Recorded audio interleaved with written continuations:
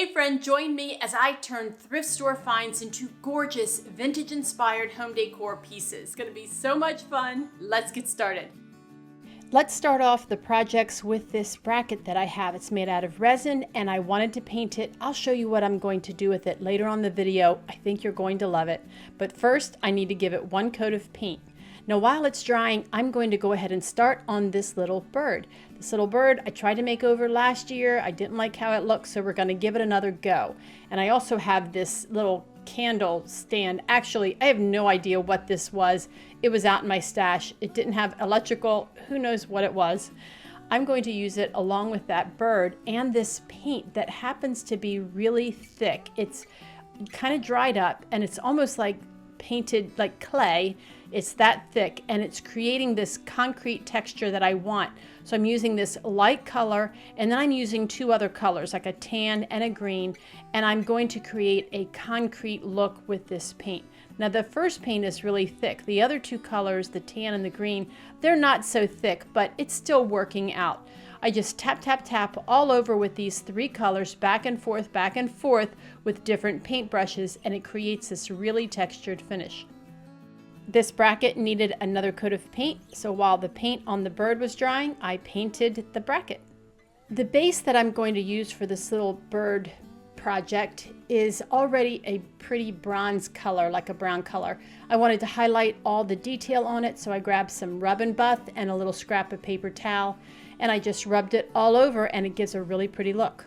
I shared this chamber candle holder in my last thrift haul video, and a lot of you told me that there on that big wide section that you would normally see a glass piece that would help to protect the flame while it was lit. Well, I don't have the glass piece. I'm going to be on the lookout the next time I'm out thrifting. In the meantime, I'm going to clean it and use it in our home. After I removed all of the hard wax, I got my Brite and some hot water and I gave it a really good polish. While I was at the sink scrubbing, I grabbed all my other metals that I shared in my last thrift haul, including this pretty silver pitcher, some copper pots, and a silver tray. Now, some of these pieces, I don't want to remove any of the tarnish or the aging, so all I did was I used soap and water and I scrubbed them clean. You might notice that I sprayed them with that brown bottle. Now all that is diluted dish soap. I like to keep that on hand. It makes washing up things very easy. I don't know if you've used that Brite on any of your metals or glass. It's really a wonderful product. I'm going to have it linked down below. You can get it on Amazon. It is great to have on hand for so many different projects. Now some of these pieces, like I said earlier, I want to leave the tarnish, and that includes this silver pitcher. I did use some oil to remove the sticky residue from the handle, the price tag, but on the inside of it, I used the Brite because I don't want the tarnish on the inside. I'm going to be using this pitcher. I'll show you how here in just a little bit. Now this silver tray, all it needed was a good scrubbing. I did use the Brite on the centermost area just to polish it up a little bit and to remove some of those dark spots that you see there on that tray. If you know what causes those dark spots, let me know down in the comments. I've seen this on silver before and I'm not really sure why it's there, but if you know, let me know down in the comments.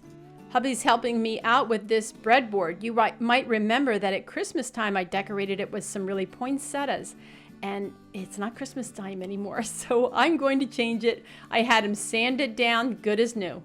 Back to this little bird statue that I'm making. Now the bottom of this bird is very unlevel, so I used some clay to kind of fill in that hole, and then the stand that I'm putting it on could actually grip hold of it.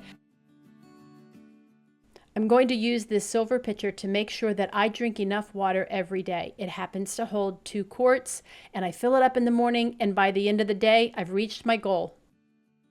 I wanted to distress this bracket a little bit, so I did try using my knife scratching method, and that did not work on this. It actually just carved away parts of the bracket. So I used a little trick that Mary over at White Cottage Company uses. She takes a black marker and she just kind of dots it all around to make it look like a faux distress. I like that idea, so I went ahead and did it. If you haven't watched Mary, and I bet you have, I'll have her linked down in the description. You're going to love her channel.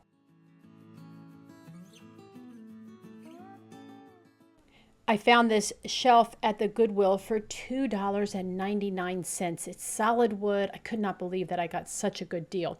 Well, I wiped it down, cleaned it, and then I gave it a little scuff sand. And I want to add a little decorative touch to this shelf. It's a little on the plain side, and that's fine. But I have this wood U-bend product left over from another project. In fact, I'll pop in a picture of that other project. I have it left over, and I'm going to add that trim to this shelf just to add a little bit of trim. Anyway, it's called Wood You Bend, and it dries hard. So you have to soften it up with heat in order to form it to whatever the object is that you want it to put it on. So it can go on round objects, flat objects like the edge of this shelf, like anything. You just have to heat it up, and I use my hair dryer to get it warm enough that I can lay it out and flatten it.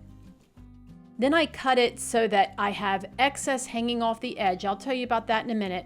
And I laid it down using E6000 and hot glue to adhere it to the surface. Now the E6000 is very permanent, and the hot glue will just hold it in place while that E6000 will cure. That way I don't have to use clamps. I don't want to use clamps on this project. It would mess up the detail, I'm afraid. So anyway, the reason that I left the excess there on the edges is so that I could create kind of a nice little corner. So I decided to leave the excess, that way I could cut it off exactly at that point where the two edges meet. Next, let's work on this mirror. Now this mirror was only a couple of dollars, and it had these weird holes, two on each side on the top and the bottom. So I grabbed some wood filler and a little paintbrush, and I just filled that hole. The holes. The paintbrush gives it some texture so that it doesn't look so much like I just filled the hole with wood filler. Remember earlier I said that I'm a project jumper? Well, that is just how I work. When one thing is drying, I jump to the next project. I just can't wait to get from one thing to the next. The trim on this shelf was completely dry, and it was time to paint it. So I gave it 2 coats of this gorgeous rich chocolate brown. It reminds me of Dove chocolate. And then I came in with 2 different colors of rub and buff, and I applied it to the highlights, the raised areas on that trim, and then on the edges here. You'll see that in a little bit on the shelf. But here's a little trick with rub and buff. If you purchase one of the packs where you get like 5 or 6 different colors, and let's say that there's a color that you don't like, mix that color with another color, and it creates a whole new color that I'm pretty sure you're going to like. That way you don't waste that tube of the color that you don't like, and you've created a whole new color for yourself. This is probably my favorite project on this whole video, is this frame. I love these frames with these kind of details. So I got this one for $5, and it was pretty dirty, or else some of the paint was coming off. You saw all that on that microfiber cloth, and I just used water to clean it off. Those microfiber cloths are great for cleaning any kind of dirt without soap. And then once I got it cleaned, I realized that the decorative trim that goes around it was like a velvet. It was coming off. So we're going to fix that later. I went ahead and pulled it off using a putty knife and then a sandpaper. And then I cleaned up the area because it made quite a mess. You can see here that I'm mixing 2 colors of that rub and buff to use on this frame. Now I wanted this kind of look because I'm trying to match a color that I already have in my home. You'll see that at the end of the video when I get this frame project done. But once it was clean, I didn't have to paint it because it was already a really pretty rich chocolate brown. All I had to do was take the side of that little artist brush and brush over all the high areas, and you see it just pulls out that detail so wonderfully.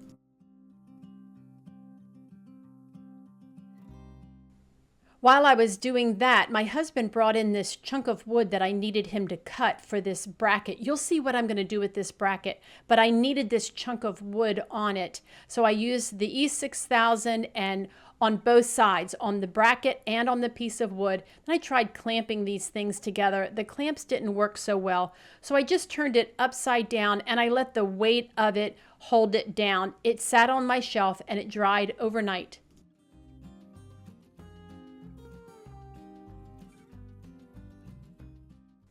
This part of the project got a little complicated for me. I think I made it more complicated than it needed to be, but anyway, stick with me and see what I did. So all I did was I removed the old artwork from the plain frame that it came in, and I measured and I thought for sure that it fit the new frame, and lo and behold, the prints themselves fit, but the glass did not, and neither did the backing.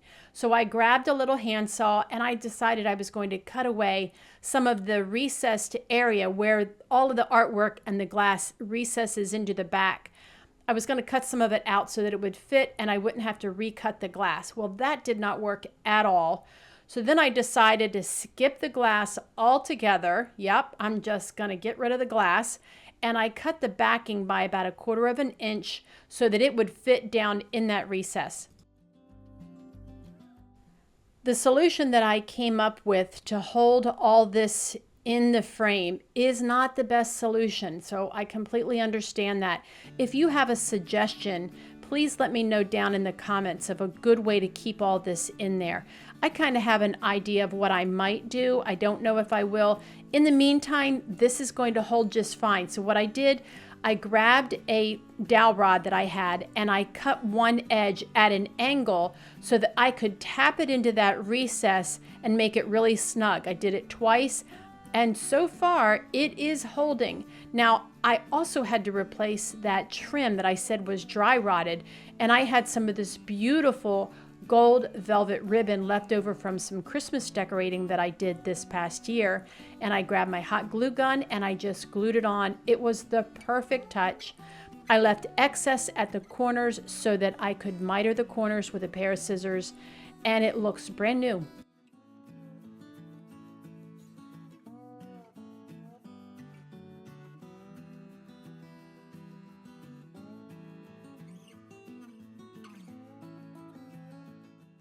The wood filler is dry on that mirror, so now it's time to clean it. I grabbed one of these white green cloths. I'm going to have these linked below. These cloths are amazing. I'm not kidding. You don't need any soap to clean glass or mirrors. I've been cleaning the windows in our home like crazy since I've had them. They are wonderful cloths. They work out to be about $3 a piece, and they are well worth it. They're machine washable and they clean so well. You're not going to believe the dirt that I got. Look at that. Look at the dirt that I got off. Anyway, the mirror is clean now and I wanted to paint it. So I painted it this charcoal color. Turned out to be a little more charcoal than I wanted. So I grabbed that same umber color that I'm loving right now, that chocolate brown color, and I painted it. Now when you paint glass, you can paint right over top of it and then go back with a razor blade and just razor it off. It's much easier than taping. Here's this pretty breadboard. After my husband sanded it, all I needed to do was add a coat of food-safe cutting board oil and it's ready to use. It looks pretty out on the counter, plus I get to use it.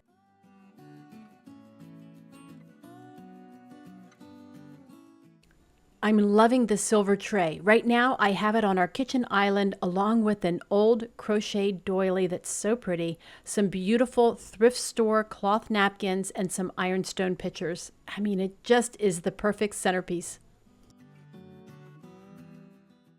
The mirror is just so pretty. I am wondering though, do you think that I need to add some rub and buff to the details around that mirror? Let me know down in the comments. What is your opinion about that?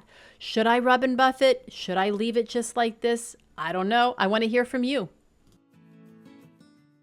I have so many favorite little projects right here, starting with this brass chamber candlestick. It's so pretty. I don't always polish brass, but sometimes I do. If you don't like polished brass, just leave it as is and give it a good wash. I'll be keeping my eye out for that clear globe that goes along with this. This little ceramic bird no longer looks ceramic. Now it looks like concrete on his own little metal stand. By the way, I used E6000 to attach it to that stand. Can you believe this shelf? It was $2.99, looked very 90s, and all we needed was some paint, some decorative trim, and of course, some rub and buff to bring out all those details, and we created this beautiful vintage-inspired shelf. This is the spot in our kitchen where we make our coffee every single morning, so it's a pretty busy little spot. And it also has an area that just needed a little something. So this bracket works perfectly. You can see why I had to add that block of wood at the top, because the cabinetry is recessed and I needed something to attach it with. So that worked out perfectly. Now, I love the distressed look of this piece that Mary shares over on her channel all the time. Let me know what you think of it. That shelf and that bracket, now those turned out amazing, but I gotta tell you, I think my favorite project of all the things that we worked on today is this vintage frame. It turned out so much better than I expected. I wanted to match the two frame prints that you see there with the new frame, and I think that we accomplished that by combining those two colors of rub and buff. I like this print without the glass too. I'm thinking about removing the glass from the others. Let me know what you think down in the comments. Weren't those great projects? Tell me down below in the comments, which one was your favorite? Was it that frame with that gorgeous botanical print? Was it the little bird on a stand? I don't know, was it the shelf? Tell me down below which one was your favorite. If you like videos like this, I know you're gonna love this one.